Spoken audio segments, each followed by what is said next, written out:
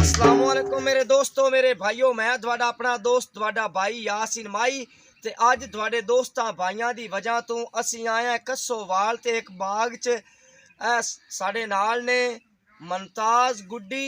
अज तुहानू डांस अपना विखाण गियां ते तुसी इस चैनल साढ़े यासिन HD 48 नू लाइक सब्सक्राइब करो, बड़ी मेहरबानी, शुक्रिया।